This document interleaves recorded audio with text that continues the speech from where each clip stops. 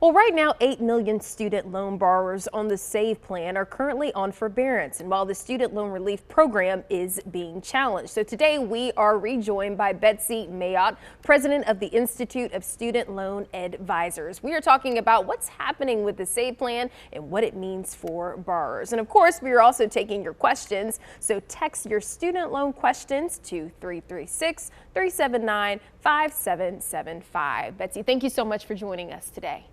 My pleasure. All right, let's start here. Can you give us the Cliff Note version about what's going on with the latest SAVE plan litigation?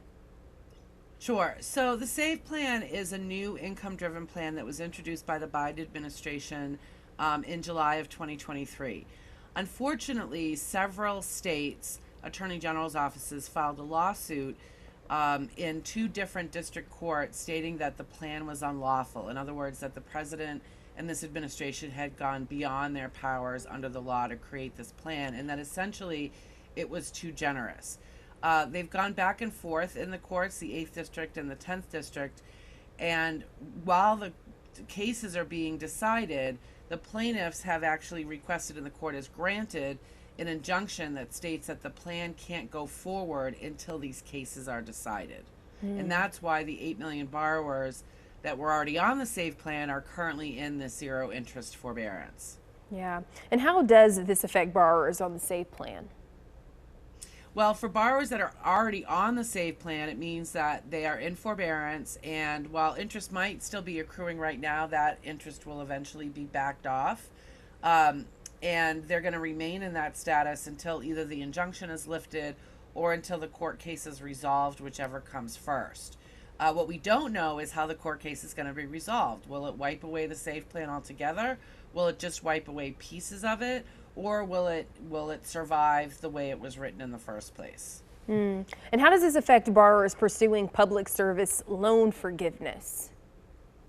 So unfortunately, this forbearance, as opposed to other forbearances that borrowers may have had in the past, the Department of Education has stated that these months of forbearance for those borrowers that are on the SAVE plan are not going to count towards forgiveness under the SAVE plan or under public service loan forgiveness. The good news is that for PSLF borrowers in particular, there's something in the rules called buyback, where down the road, once they've reached the criteria for PSLF, they'll be able to go and essentially buy back these months and make them count later on. Okay. And can borrowers change plans to something other than SAVE? Yeah, so this is where it gets really messy. In addition to the current pause on the SAVE plan, the Department of Education and the Department of Justice have also put a hold on the processing of other income-driven plans as well. So people that had already applied for a different plan or applied for SAVE prior to the injunction, they're in a holding pattern and not in forbearance. And while borrowers can submit a paper application to change plans, those aren't being processed right now either.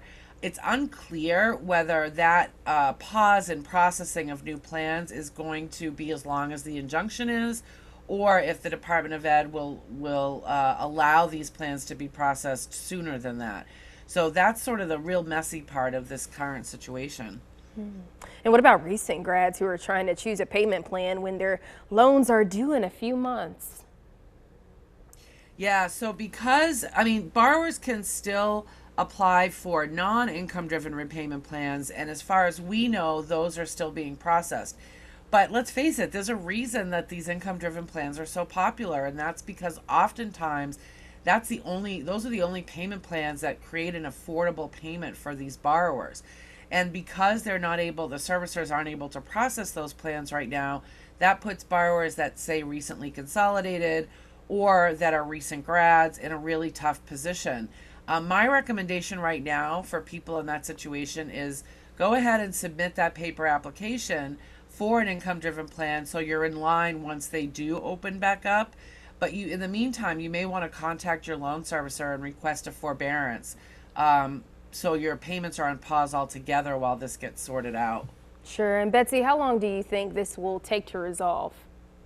Oh, that's a great question. It could be weeks. I mean, what we're waiting for now is to see if the Supreme Court is going to take this up, and if so, when. But we're still waiting for the case to go through its paces. So honestly, it could be weeks, it could be months. I really don't have a sense of how long we're going to sort of be in this limbo. And of course, you don't have a crystal ball, but what do you think the outcome of this will be? All right, so in my opinion, there's three possible scenarios. One scenario is that the SAVE plan goes away altogether. And if that happens, then I expect, and this is pure speculation on my part, I expect that the Department of Ed will revert all those borrowers to the old repay plan, which is like the SAVE plan but not quite as generous.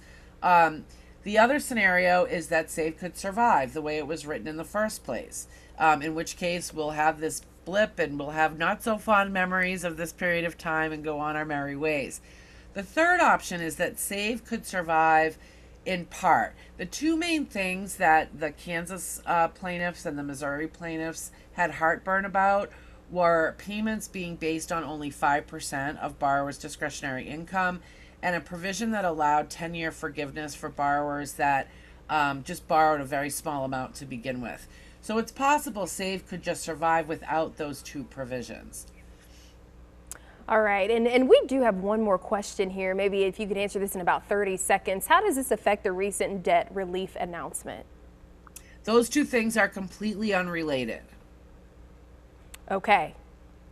Unrelated. Okay, gotcha. Well, we're going to pause here. And remember, we are talking all things student loans. So if you have any questions, make sure you text the number right there at the bottom of your screen. We'll be right back.